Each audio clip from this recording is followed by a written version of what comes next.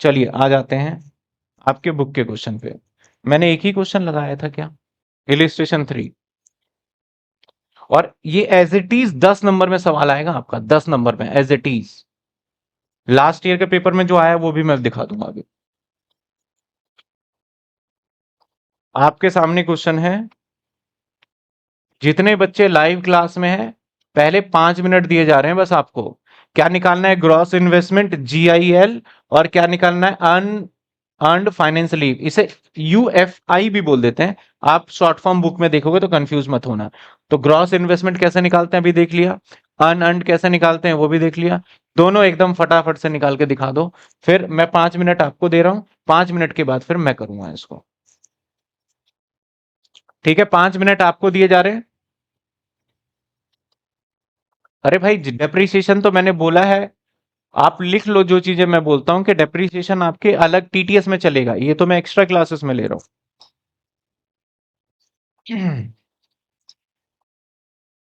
आपका पूछा क्या गया है? जब इसने पूछ लिया आपसे अनअर्न्ड फाइनेंस, हाँ, तो इनकम तो लेस ही निकालेगा ही नहीं। कौन निकालेगा इनकम? हमेशा लेसर ही निकालेगा।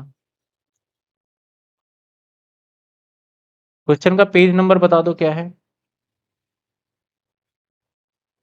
15.4 इलिस्ट्रेशन 3। 14 15.14।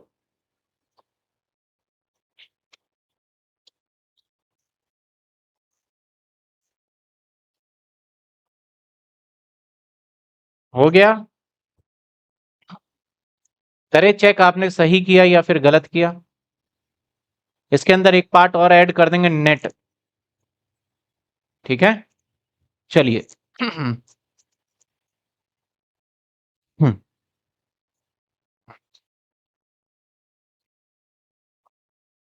क्वेश्चन में कहता है कि भैया आपकी मशीनरी है कितने रुपए की? हाँ, मशीनरी कितने रुपए की है आपकी? क्वेश्चन में कहता है आपकी मशीनरी जो है वो 30 लाख, और जो लाइफ है वो कितना है हमारा? 5 साल। रेंटल दे रखा है, कितना दे रखा है आपका? आपका 5 लाख रुपए हर साल का। गारंटेड दे रखा है आपको ये, और एक्सपेक्टेड दे रखा है आपको ये लाइफ। आपका इंटरनल रेट ऑफ रिटर्न यानी वही आ गया सेम। आपका 5 साल का आपका फैक्टर दे रखा है अलग अलग अलग अलग हर जगह पे। ठीक है, तो आप फटाफट से क्या निकालेंगे सर? फटाफट से निकालेंगे हम कि हमारा ग्रॉस क्या पूछा गया है, कि आपका ग्रॉस लीज क्या है, एक तो ये बताइए। दूसरा पूछा गया आपसे कि अनअर्न्ड फाइनेंस लीज क्या है, ये बताइए। तीसरा मैं ऐड कर देता हूं यहां पे, नेट इन्वेस्टमेंट बताइए। नेट इन्वेस्टमेंट का फॉर्मूला क्या होता है मैं यहीं लिख देता हूं, gross investment, gross investment minus में अनअर्न्ड फाइनेंस इनकम।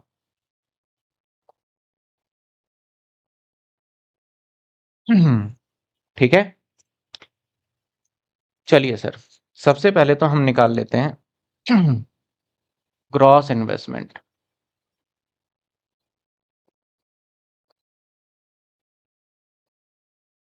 तो अगर हम ग्रॉस इन्वेस्टमेंट निकालें, क्या बनता है? रेंट,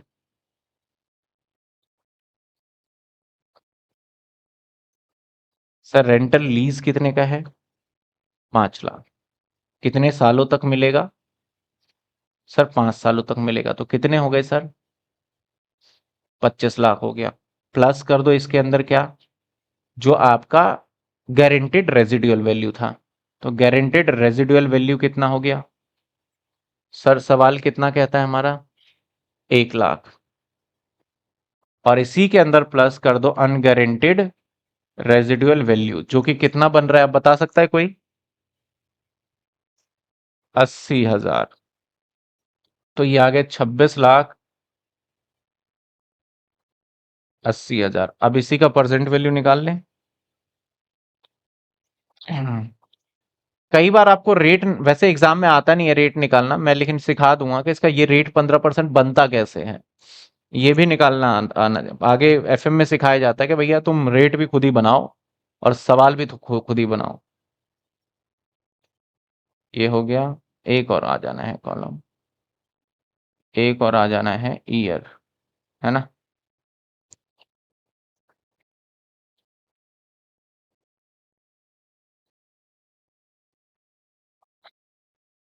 ईयर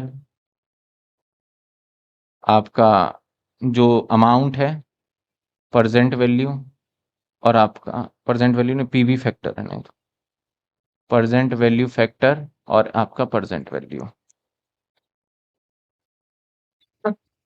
चलिए, पहले साल में इनकम, दूसरे साल में इनकम, तीसरे साल में इनकम, चौथे साल में इनकम, पांचवें साल में इनकम, ये तो रहेगा ही रहेगा, प्लस पांचवें साल में 1 लाख ये भी आ जाएगा, और प्लस पांचवें साल में 80,000 ये भी आ जाएगा। ये पांचवें साल में क्या है, गारंटेड रेजिडुअल वैल्यू है, और ये क्या है, अनगारंटेड रेजिडुअल वैल्यू, और ये सारा क्या है हमारा रेंटल रीज है, ये सारा का सारा रेंट है। तो आप एक कॉलम और बनाना चाहो तो यहाँ पे लिख सकते हो रेंट रेंट रेंट रेंट, और उसके आगे लिख सकते हो। समझ में आई बात आपको। चलिए अब इसका फैक्टर देख लेते हैं क्या दे रखा है, 0.7561, जीरो, पहला 8 है, ओके, अब बताते जाना। पहला क्या है 0.96, दूसरा है 0. तीसरा है 0. चौथा है 0.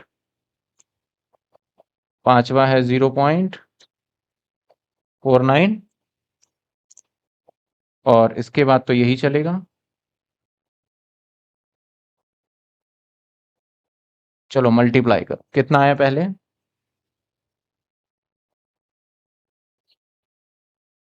इसके बाद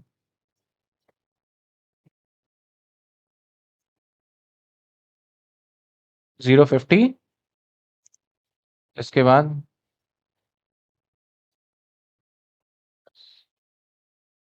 इसके बाद 00, इसके बाद इसके बाद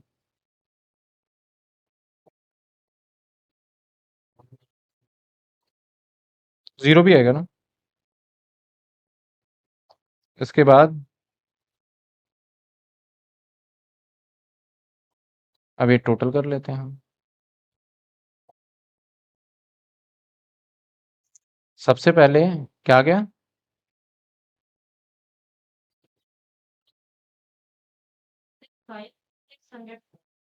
दोबारा बताओ, 17655, ये आ गया। तो सबसे पहले आपका ग्रॉस इन्वेस्टमेंट पूछा गया, तो ग्रॉस इन्वेस्टमेंट क्या होता है sir, gross investment is equal to MLP plus में अनगारंटेड रेजिडुअल वैल्यू, जो कि हमारा निकल के आया 26,80,000। अब पूछा गया आपसे क्या, अनअर्न, अनअर्न फाइनेंस इनकम, है ना, फाइनेंस इनकम, फाइनेंस इनकम। तो इसका क्या होता है हमारा, ग्रॉस इन्वेस्टमेंट माइनस में present value of gross investment, है ना। तो सर ग्रॉस इन्वेस्टमेंट क्या हो गया हमारा, ग्रॉस इन्वेस्टमेंट क्या था हमारा, 26,80,000 माइनस प्रेजेंट वैल्यू ऑफ, वैसे मैंने यहाँ पे ग्रॉस इन्वेस्टमेंट बोल दिया, लेकिन बोलना ये चाहिए present value of MLP plus में URG, ऐसे बुक में बोला जाएगा आपका, ठीक है। तो माइनस कर देते हैं 1765596, तो कितने आ गए, 9104। अब मैंने एक और क्वेश्चन ऐड कर दिया, नेट इन्वेस्टमेंट भी बता दो। तो नेट इन्वेस्टमेंट में क्या होगा, ग्रॉस इन्वेस्टमेंट में से हम क्या माइनस कर देंगे, earn earn finance leave, UFI। तो आपका इसमें से बस ये माइनस करेंगे तो क्या आ जाएगा हमारा, नेट इन्वेस्टमेंट। तो बताइए नेट इन्वेस्टमेंट क्या होगा हमारा, 26,80,000 माइनस में 914404। क्या आ गया, क्या,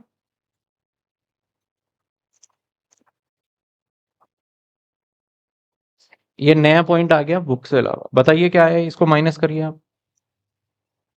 1765596, इन सबको अलग अलग कलर से कर देते हैं, कंफ्यूजन ना हो। ये मैंने अपना एक अलग निकाला है नेट इन्वेस्टमेंट, इसको कर देते हैं इससे, और ये मैंने अलग निकाला है, इसको कर देते हैं इससे, और ये अलग है। ठीक है, ये वाला जो पॉइंट है ना लास्ट वाला, आप फिर कंफ्यूज मत होना, ये किताब में आपको नहीं मिलेगा। ये मैंने अपनी तरफ से ऐड ऑन करके लिखवा दिया है कि ये भी निकाला जा सकता है, मैं रेट निकालना भी बता दूंगा।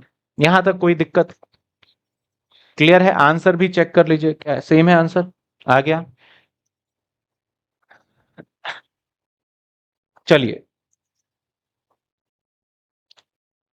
देखिए यहाँ पे बोलने का क्या तरीका आपने याद रखना है, GIL MLP प्लस में ये दे दिया इसने, और नीचे यहाँ पे निकाल दिया UFI का मतलब होता है अनंत, इसके शॉर्ट फॉर्म, मैं पूरे फॉर्म लिख रहा हूँ, शॉर्ट एब्रिविएशन आप पढ़ लेंगे। ठीक है, अब लेसी के बुक्स में देखा जाए तो वो तो ऑपरेटिंग लीज के पॉइंट में आएगा। अब आ जाते हैं, एक क्वेश्चन ये है, इसके अंदर ना आपका इंटरेस्ट भी कैलकुलेशन पूछा जाएगा, लेकिन अभी आप मिनिमम लीज पेमेंट निकालेंगे, lessee in the books of lessee, ये पॉइंट गलत लिख, ठीक है, यहां तक पहले क्लियर है पॉइंट सारा, है ना?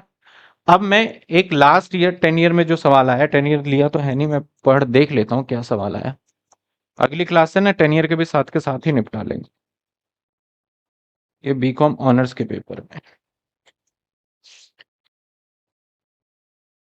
लास्ट ईयर में इसमें आया था,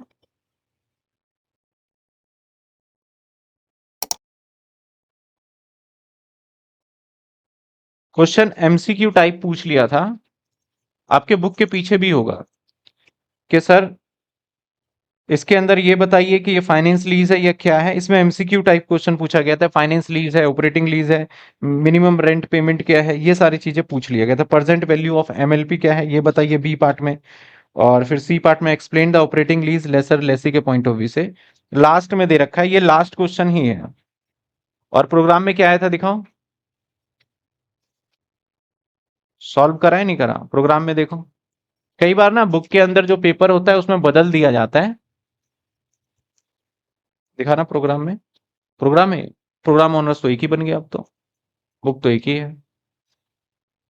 कोई बात नहीं, आपको यहां तक तो पूरा क्लियर है ना, एकदम क्लियर है। एक तो ये सवाल करोगे, कुछ प्रैक्टिकल क्वेश्चन भी करोगे, एक क्लास और रखते हैं इसमें, जो कि कल 6 बजे रखेंगे एक और क्लास, ठीक है? कल शाम को 6 बजे इसको खत्म कर लेंगे, क्योंकि फिर जर्नल एंट्री भी कराना है, और इनके बीच में देखो डिफरेंस भी है ना, जो ऑपरेटिंग और फाइनेंस लीज में। आप देखिए कौन से क्वेश्चन करेंगे, प्रैक्टिकल असाइनमेंट भी कर लेंगे ना, एक तो ये कर लोगे, ठीक है, finance lease, complete present value of minimum lease, क्या समझ में आ रहा है present value of minimum lease क्या है, कैसे निकालेंगे? इसका allocate finance charge over the lease, finance charge कितना होगा एलोकेट, ये मैं सिखाऊंगा आपको अगली क्लास में, बस पहला पॉइंट करेंगे। डेप्रीशिएशन, ग्रॉस इन्वेस्टमेंट ये निकालना है इसमें, अनएंड फाइनेंस लीज निकालना है, दो क्वेश्चन हो गए इसमें, बाकी मल्टीपल है आपका। A short term lease which often cancel is no, जो कि कैंसिल हो जाता है, ऑपरेटिंग लीज है या फाइनेंस लीज है या ऑफर्ड लीज है या लीवरेज है, ये MCQ एक बार पढ़ लेंगे, बाकी आपके में MCQ तो है नहीं इतना, इसलिए।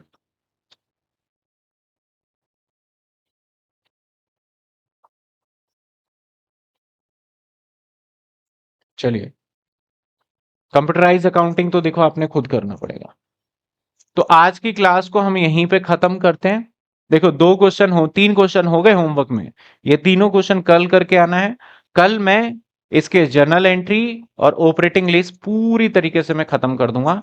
उसके बाद हम परसों सुबह क्लास रख के ES9 को भी खत्म कर लेंगे, रेवेन्यू रिकॉग्निशन, जितने भी अकाउंटिंग स्टैंडर्ड है इन डिटेल अलग से टाइम निकाल के कर लेंगे पहले, ताकि एग्जाम में, अब एग्जाम में कितने नंबर का सवाल आया था मैं बता देता हूं। ये आया था सर, एक क्वेश्चन आया था हमारा,